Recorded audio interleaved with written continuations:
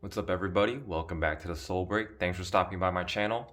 So finally, I'm able to put out another review because I recently was able to pick up uh, this new beautiful pair of Air Jordan 1s. And as you probably already know, these are the Air Jordan 1s in the University Blue colorway. Now, these released over the weekend, and I did not hit on these at all. I entered a bunch of like in-store raffles and online raffles, but I took huge L's on every single one of them. But two good friends of mine actually hit in my size, and both of them offered me to just like hand over the pairs for retail. So I just took one pair from one of my friends, and then I told the other friend that like he could do whatever he wanted to do with his pair. And so luckily, I was able to secure a pair in my size for retail, and I feel really, really blessed. I mean, it's really hard to get shoes for retail these days, especially because of the pandemic and all that. But anyways, let's dive right into this shoe. So having these in hand, I mean, it is really unbelievable. These are really, really beautiful. Obviously, these took inspiration from Michael Jordan's college years and the signature colors of his alma mater. And as you can see, it does have that kind of Jordan 1 Chicago-esque color blocking, except the red is replaced obviously with this very, very bright and beautiful university blue suede material here on the heel area, on the ankle area, as well as on the eye stay and the mud guard area of the shoe. One thing that I want to mention about the suede is that it feels really different. I would say like there are perhaps like three different versions of suede materials that Jordan Brand has used recently. For instance, I guess you could kind of group up like the Kodak JP pairs along with the Baroque Brown, aka the Biohack pair. Those had kind of this like similar suede or nubuck material. And then we had the Dark Mochas. Just to add, like I think the Kodak JP pairs had like sort of like a I would say like a flatter or a thinner kind of like nubuck or suede material. And then I guess the Dark Mochas had a slightly thicker suede compared to those. And then this one feels a lot thicker and for some reason a lot fluffier compared to the other two versions of suede or nubuck that we have seen. I wouldn't say like it's better quality. I'm pretty sure like Jordan Brand uses basically the same quality like leather and suede on whatnot on its GR models, but what I can say is that it seems like they did some like put some effort into like making this feel a little bit more premium, if you get what I mean. Anyways, so that's my take on this really beautiful university blue suede, obviously accented with this like shiny university blue threads all throughout. And the QC on this pair is it's okay, I guess. I've heard a lot of people complaining about their, some like horror stories about their pairs, but I mean, mine is fine. I think I just took a quick look around all the shoe, but I do have some glue marks, as you can see here, but I really don't mind that. I've seen some people with like really like black marks all over their shoe and some like scratches all over their shoe, but thank God my pair is pretty good in terms of quality. Now, obviously, the mid panel is done in this really crisp white tumbled leather. It's nicely treated, very smooth and plush to the touch. As you can see, it's got a lot of give. So yeah, I mean, I really enjoy this type of leather on the Jordan 1s compared to say like the leather that we've seen on maybe like the pine green ones or maybe the royal toast. Those weren't terrible, but like I'm not a big fan of that. And then obviously the side panel is accented by this black swoosh, also with this tumbled leather, very smooth to the touch, and the QC is on point. On the front of the shoe, we talked about the mud guard, all being in that suede, really fluffy and smooth suede material here. And then the toe box is all white, and once again we see that tumbled leather here. Also has a lot of give. and then you got those like typical perforated holes in the toe box. And then on the middle of the shoe, you've got that typical Air Jordan 1 OG cotton lace, partially laced onto the shoe. And then we've got that nylon tongue all done in white. And then what I've noticed is that the tongue tab here is black. And then we do have the Nike Air branding done in University Blue embroidery, but this blue is slightly deeper and darker compared to what we see on the the suede material on the side. You can see like from side by side, it is a different shade of blue that we see here. And then the sock liner is that typical black mesh material. And then these do come with an extra set of laces in the University Blue colorway.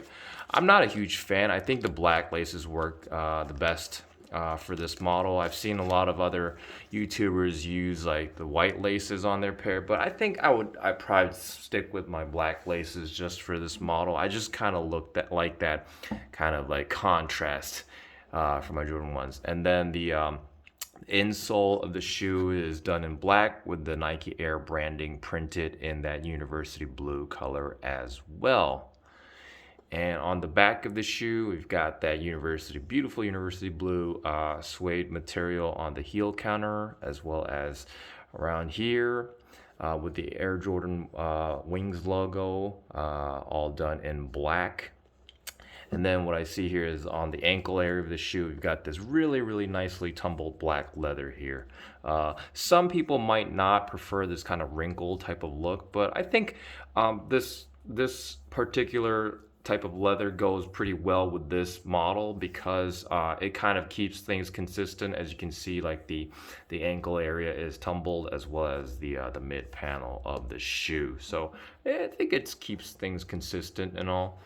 And on the medial side of the shoe, it's basically the same deal. As you can see, you see some like glue marks here and there, but I really don't mind because I remember from like all the Kodak JP models as well as the Bioact pair, we've seen a lot of like small scratches all over the nubuck material, and it wasn't a huge problem for me, but it's not as like aesthetically pleasing as this pair where the nubuck and suede material is pretty much like consistent and it's got that clean look. But those kind of looked already like worn for some reason. But anyways, I mean, I feel just blessed to cop any type of Jordan 1 for retail these days, so I'm not complaining. And then we've got the midsole, which is all done in that rubber material in white. And what I do notice is that the outsole, we've got that typical Air Jordan 1 outsole with the round traction pad here. But this blue, it doesn't show that well from this angle, but as you can see from this angle, this blue is slightly deeper and darker compared to the suede that we've seen here on the upper of the shoe. But I guess this blue matches with the blue that we've seen on the tongue tab embroidery, as you can see. It's kind of that deeper, darker blue here. And so, yeah, it is a really subtle touch. I've heard some people complain about like the inconsistency in terms of the shade of the blue, but my assumption is that, Jordan Brand kind of planned this out carefully in terms of like having the outsole match with the kind of like the hint of that dark blue on the tongue tab. I don't know, it might just be me just like speculating, but that's just my opinion. So basically the other side of the shoe is the same deal. You've got more of that tumble leather here, and I mean, it is just a beautiful shoe to look at. And once again, I can't stress anymore how like lucky I feel to have copped these. I mean, if we didn't have this pandemic bullshit going around, I'm pretty sure I would have been able to like cop at least 2 pairs for, on a first come first serve basis, whether it be like in store or online. Since there are a lot of pairs going around for these, but I don't know, it's just like the raffles are just killing the fun of collecting sneakers in general.